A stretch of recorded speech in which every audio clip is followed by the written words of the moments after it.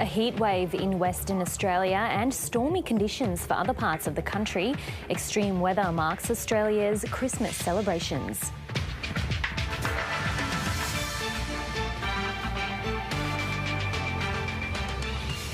Australian church services offer prayers for those caught up in fighting in the Middle East as celebrations in Bethlehem are cancelled. Do to others as you would have them do to you. King Charles delivers his second Christmas message, calling on people to protect each other. Scott Boland set to miss out on a home Melbourne test, with Australia naming an unchanged 11 for Boxing Day. And Santa sails in to help out crews preparing for the Sydney to Hobart yacht race. This is ABC News. Hello, I'm Herlyn Kaur. As Christmas Day unfolded across Australia, families and friends cherished traditions of gift-giving and communal feasting. A heatwave in the west saw many feast at the beach, while the festive mood took a different turn on the east coast as thunderstorms swept through. Cheers! Few places were hotter than Perth this Christmas. Christmas is a time for family and I think it's really important for people to get together and spend time with each other. Whether it was at the beach or Christmas Mass, West Australians tried to stay cool on the 35-degree day. We are having a water bonfire at my nana's house. But a deluge of rain saw many Australians on the east coast stay indoors this Christmas. But Santa couldn't complain. I think I prefer to cool, yeah. Thunderstorms in Victoria cleared out the beaches, and severe flash flooding in the state's northwest consumed backyards and roads. But the spirit of Christmas defied the downpours, with Santa dropping by to provide some sick kids and their families with some much-needed cheer. Ho, ho, ho! Merry Christmas! So is this a pretty exciting Christmas present? Yes. Today's a better day, a much better day. Gets to see his uncle. That's pretty smooth. Nice to get her out of the ward for a sec. The Christmas Eve special came for new mum Tulsi Dave. Baby Vieira born a few hours before the big day. We never expected the Christmas baby, but now it's a Christmas baby and we are happy with that. Santa was, it seems, everywhere, sharing some joy with kids at the Les Twentyman Foundation Christmas brunch. Put smiles on faces, puts food in the belly, and it gives them a gift to go home. Oh, and it's also free. People flocked to the beaches in Sydney after the Christmas Eve rain cleared, with Bronte even more packed than the more famous Bondi. The only thing missing is the barbecue with the prawns, of course. In Brisbane, the hot weather was a novelty for some. Normally we go for a Christmas Day swim every year where we live in Brighton in England, and so we thought this year we'll have some sun for Christmas, see our family. For others, it was a secret escape. I'm on holiday that my boss doesn't know about. Okay. A day for celebration, no matter the weather. Grace Burmis, ABC News. More storms are forecast for parts of Australia over the long weekend. The Bureau of Meteorology is warning locally intense rainfall may lead to life-threatening flash flooding and damaging winds in parts of New South Wales. Reporter Sean Tarek Goodwin has been keeping an eye on the weather. Well, the Bureau of Meteorology has issued a warning for very dangerous thunderstorms leading to potentially giant hail and even life-threatening flash flooding for large parts of New South Wales, including the Hunter region. Now, the storm band is moving east this evening, bringing a repeat of yesterday's downpour from Brisbane right down to Gippsland in Victoria. The rain's impacted here in Sydney at around 6 p.m. and the State Emergency Service received 165 calls for help today. The majority of those were in the New South Wales central west, where that storm cell dumped large hailstones, creating rare scenes of an Aussie white Christmas. But those blanketed streets in the towns of Orange and Grenfell, but also caused severe roof damage and even destroyed vehicles before the cell moved further east to the ACT. The cost of living and the humanitarian crisis in Gaza have both appeared as strong themes at church services around the country today. The Prime Minister attended a charity lunch for those in need of food relief, while Christians of all denominations took part in a variety of services, sharing messages of hope, love and inclusion. creatures great and small have been out celebrating this Christmas. God bless you. From this pet-friendly service in Melbourne, Everyone's welcome at St James. to a more traditional gathering at St Peter's in Adelaide. And a charity lunch with the Prime Minister in Sydney. Religious and secular leaders have been offering messages of hope. This is a festive time, but for many Australians it will be a very difficult time. And it's been a time where we've seen the best of the Australian character that always comes out at the most difficult of occasions. In a world of tears and trouble, Christmas reminds us that we're not alone, we're not forgotten, and we're loved. We're loved by God, who sent his Son for our sakes. References to the humanitarian crisis in Gaza, a common thread in services around the country. In Bethlehem and Jerusalem, Israel and Gaza, terrorists and armies do their damnedest. This is our world today. It's a world of suffering and pain, but because of Christmas, my friends, it's a world not without hope. Palestinian Christians in Sydney put on a brave face today to find solace from news of death and destruction in Gaza. It's Christmas Day today, but we, as you know, we don't feel it. We're, focusing more on praying and lamenting because there's nothing else left. Their sentiments heard and shared by Federal Cabinet Minister Tony Burke. Couldn't think of anywhere more important in Australia to pray today. Christians across the nation have celebrated the birth of Christ today in different ways, whether through raised hands, singing, prayers, or even charity lunches like this one, coming together for a meal with people from all walks of life. Organizers here say more people have been feeling the pinch this year. People are reaching out to us looking for support who've never reached out for support before, whether it's to pay a bill or to help their kids at school or just for some food relief. Such a lovely togetherness for everybody, no matter who you are and what you are, and we love that spirit for Christmas. A spirit Australians are praying will carry over into the new year. Nabil Nashar, ABC News. Christmas celebrations have been muted in Bethlehem as the war in Gaza rages on. Thousands of tourists and pilgrims who would normally fill the buzzing streets are nowhere to be found. Instead, Palestinian Christians are coming together to pray for an end to hostilities. On the streets of Bethlehem, the war in Gaza weighs heavily. In Manger Square, crowds gather at the biblical birthplace of Jesus, usually a place of celebration, but this year it's being used to send a message. We have to stop these hostilities and to turn the page, because violence generates only violence. A nativity tribute for Palestinian children has been placed where a Christmas tree usually stands. Residents say the normally bustling city is now a ghost town. It's so difficult. We're really struggling. Look at Bethlehem. It's never been this way. The historic city was also on the mind of Pope Francis, giving his Christmas message at the Vatican.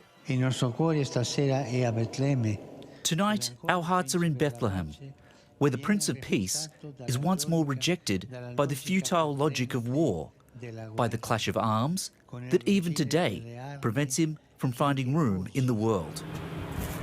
But in Gaza, no end is in sight, with Israel continuing its air and ground offensive. This video, released by Hamas's Al-Qassam brigade, purportedly shows battles with Israeli soldiers. The death toll is rising on both sides, but Israel has vowed to go on. The war exacts a very heavy price from us, but we have no choice but to continue fighting. Israel has also released video saying it shows an extensive network of tunnels used to oversee the October 7 attacks. As Israel's military steps up its fight, casualties are mounting. Palestinian officials say at least 70 people were killed in the latest strike on a refugee camp in central Gaza.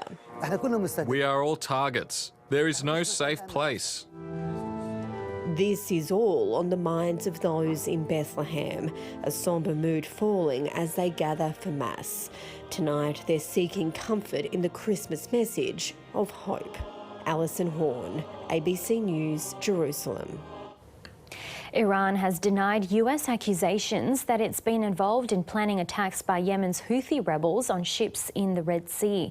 In recent weeks, the group has launched a series of drone and missile strikes on vessels linked with Israel over the conflict in Gaza.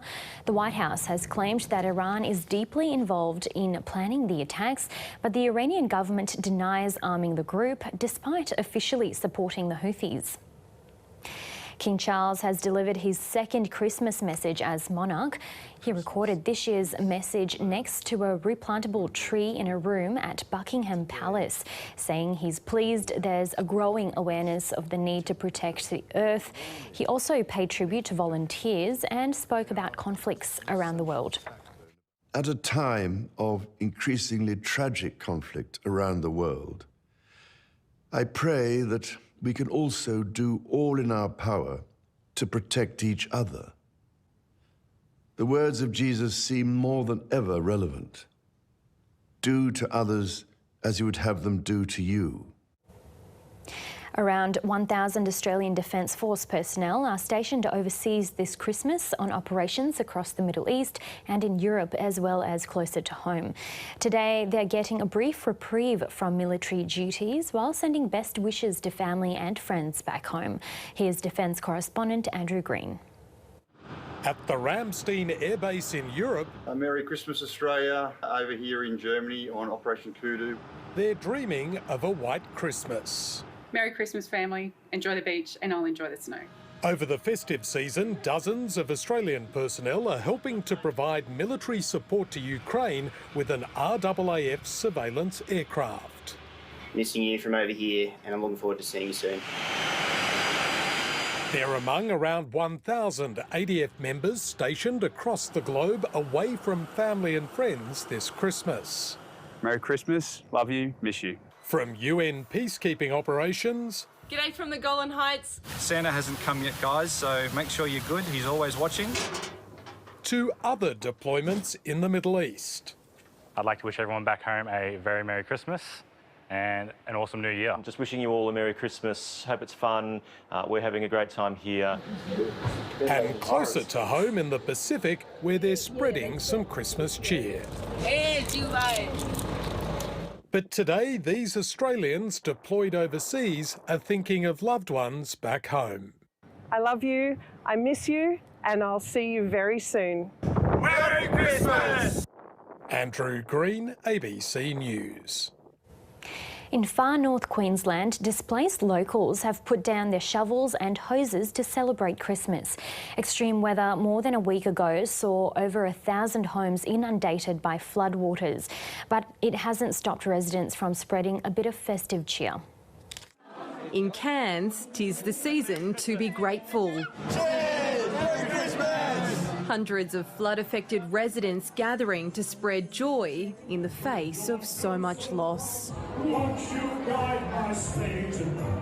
It's absolutely heartwarming, blown away by the support that we've had from the community to put on this, just to bring a bit of cheer, because a lot of people have lost everything. For many, an opportunity to take pause from reality.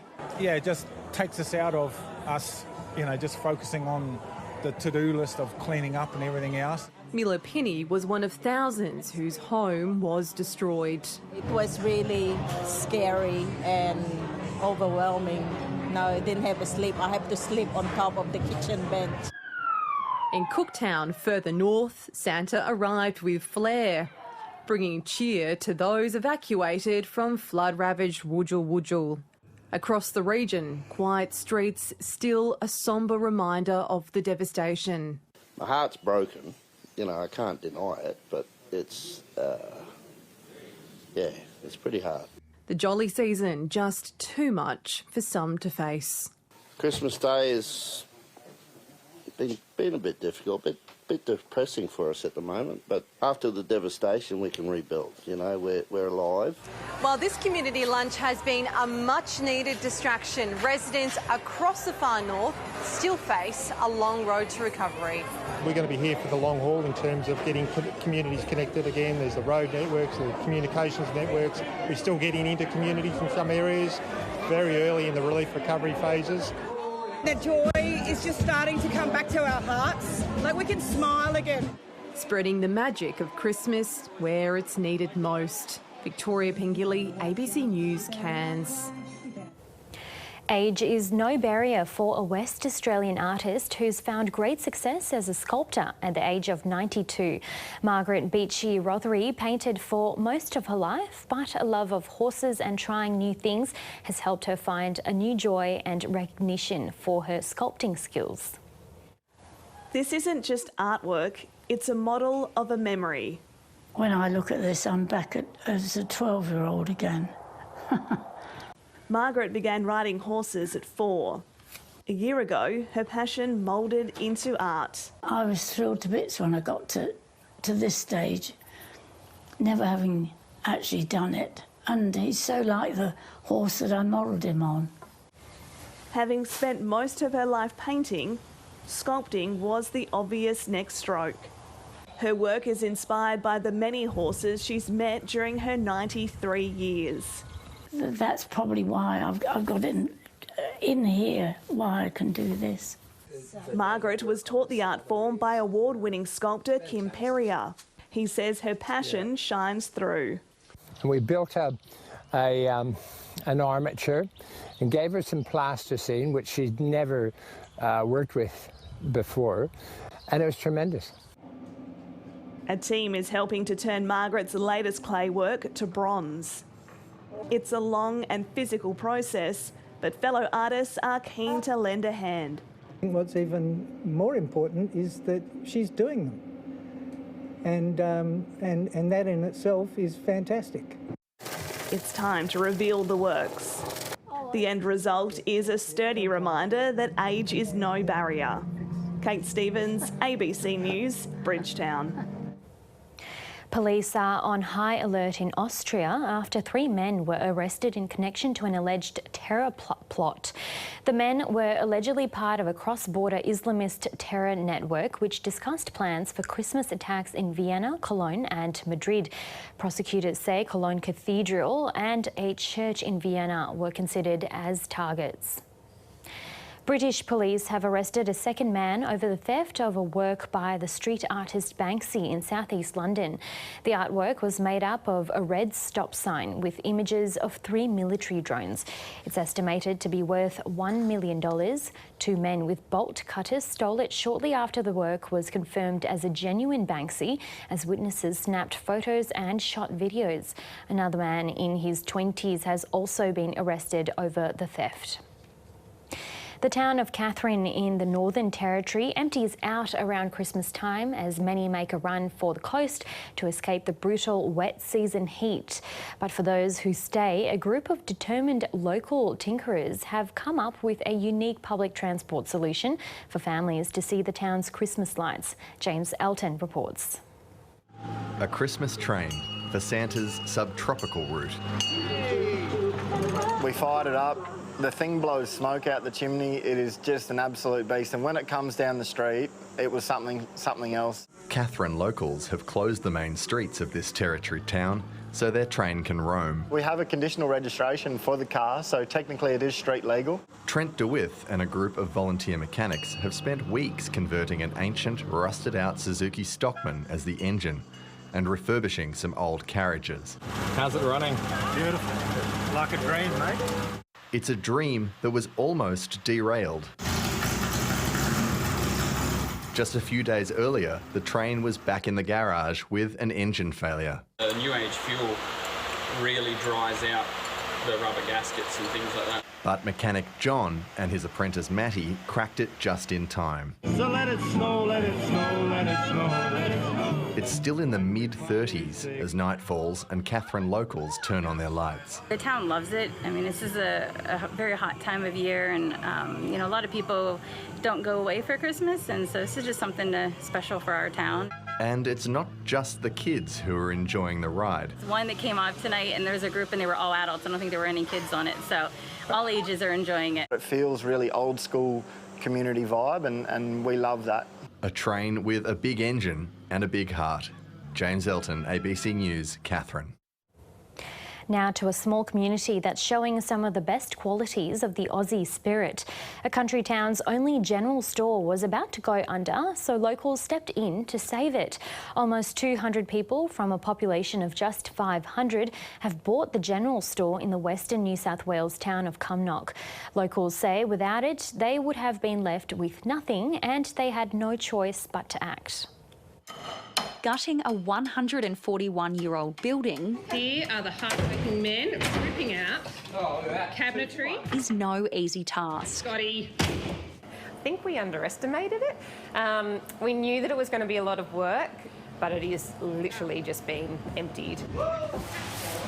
Almost a third of Cumnock residents have committed to breathing new life into an old neighbour. And we really want to bring it back to its glory days. The Cumnock General Store had been on the market for 3 years and locals were getting nervous about its future. What's the heart of the town? Without it, there'd be nothing. No reason for people to stop. So it was something that really needed to stay open. Who knows what I'm going to find in here? Sarah Haynes and some other residents issued a call out and nearly 200 responded, pledging at least $1,000 each for store membership. Another committee raised a further $100,000. I think I can scan these. Yeah. Members can volunteer to work at the store to keep staff costs down. It was actually quite a heartfelt experience for a lot of us to see how amazing our community is. If we didn't do it, we weren't going to have it. And if the community didn't step up, we wouldn't be here today. Even the preschool pitched in. The kids couldn't imagine their town without the store. They love coming after school to grab an ice block or a hot chockey, or we come over and grab baby chinos and things like that throughout the week, so they were so excited. The store combines a grocer and post office, and there are plans to include an expanded cafe and event space. It's certainly making us feel very proud that we've now got it and it's open and it's onward and upward from here. A little town with big ambitions. Lani Otaway, ABC News, Cumnock. Beijing has broken its record for hours of sub-zero temperatures in December. According to Chinese state media, a weather observatory in Beijing has recorded more than 300 hours of below freezing temperatures since the 11th of December. Northern parts of the country have experienced record-breaking cold weather this week, with some areas hitting minus 40 degrees Celsius. In Madrid, thousands of runners have ditched the active wear for something more festive for the annual Santa charity run. More than 6,000 participants dressed up as Father Christmas and his elves racing through the centre of the Spanish capital. Whole families came to participate, some even bringing their pets to get in the Christmas spirit. The 12th anniversary of the event raised money for the Spanish Red Cross.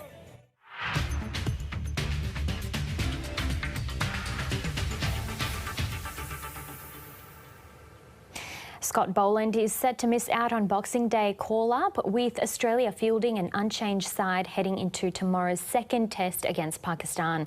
Australia is pushing to win the 3-test series, which would cap off a stellar year for captain Pat Cummins. A World Cup, the Ashes and a huge amount of money to play in the Indian Premier League. It's been a year to remember for Australia's men's cricket captain. A really busy year, crazily busy, but in terms of cricket, the most satisfying. Today it was more relaxed as the team enjoyed time with family as well as their opponents as the two nations gear up for the annual marquee fixture. A clean bill of health providing more good fortune for the World Test champions. Not so lucky for Victorian paceman Scott Boland, who won't feature. Australia's bowling attack was firing in their 360-run win in Perth's summer opener, leaving no room for more of the 34-year-old's hometown heroics. Your message is always, we absolutely love what you bring. Unfortunately, you miss out on this one, but don't change. Just keep working hard and make sure you stay ready. Beset by injury, Pakistan has unveiled a 12-player squad for the Boxing Day test, which includes wicketkeeper Mohammad Rizwan replacing Sarfraz Ahmed. But captain Shan Masood will wait until the coin toss to lock in his starting 11. Let's say if we need to play a certain kind of bowler or batsman, then we would make that decision. That's why we announced the 12, so the players can also have some clarity. That decision could take some time, with wet weather forecasts for much of the opening 2 days. The test matches here seem to move a little bit quicker than other places in the last few years, so I think there'll be plenty of time to finish the game. Fraser Fife, ABC News, Melbourne. Sydney to Hobart entrants are putting their crews through final preparations ahead of tomorrow's big race. Santa and his rain dog Rudolph sailed in with gifts for crew members who are away from home over the holidays. Last year's winner Andrew Comanche is the favourite again, followed by Law Connect and SHK Scallywag. French sailors from the yacht Lenny say they're not deterred by the possibility of rough seas. We have been really dreaming to do the race for a long time, so for us, yeah, it's excitement, emotion, not really a fear. It's just, I would say, another sailing, because we have very experienced sailors on the boat. It's a big commitment to come, and we are here now. While a number of Australian sporting competitions take a break on the 25th of December, that's not the case for the NBL. Fans in Sydney and Hobart turned out in impressive numbers for a Christmas Day doubleheader, but supporters of the home teams went away disappointed after 2 stunning upsets. The Illawarra Hawks overcame a slow start against defending champions, the Sydney Kings, to win a thriller. The Hawks made the big baskets when it counted in the dying minutes to finish 94-90 winners. In Tasmania, the southeast Melbourne Phoenix shocked the high-flying Jack Jumpers, coming off 3 straight losses, and with a number of players sidelined, the Phoenix claimed an impressive 85-77 victory. A lesser-known Paralympic sport, boccia, is one of few sports able to be played by people with severe disabilities. Australia excels on the international stage, but it still faces many issues with funding and access. Boccia is a sport you may not have heard of, but for Jessie Hooper, it is her world. I found boccia and my mental health improved significantly. I found friends, I found sport to do, I found just something that I really loved to do and enjoy. At the Boccia Nationals this year, the 23-year-old came second in the singles competition and third in the teams. But it hasn't been an easy journey for the disability support pensioner. It does take quite a bit of money out of my own personal funds that, I might not spend on food or medical procedures. For many severely disabled people like Jessie, who lives with a neurological condition, boccia is the only sport they can participate in. But it's expensive. Equipment like wheelchairs, balls and ramps can cost thousands of dollars. Funding is always a big challenge. There isn't that broader community recognition of the sport. The aim of the sport is to throw leather balls as close to a white jack as possible. Competitors are classified into 4 categories. Some participants have a ramp operator to support them. Boccia is one of the most inclusive sports. It's available to a whole range of people with a whole range of disabilities. Boccia is the fastest growing Paralympic sport, and Australia's Jamison Leeson and Dan Michelle are currently ranked first in the world in pairs. We want to have medal potential athletes playing in Brisbane in every one of our classifications. I'd really love to see more females be able to play and have that sense of community that I get to have with all my friends here. High hopes for a unique sport. Elizabeth Wright, ABC News.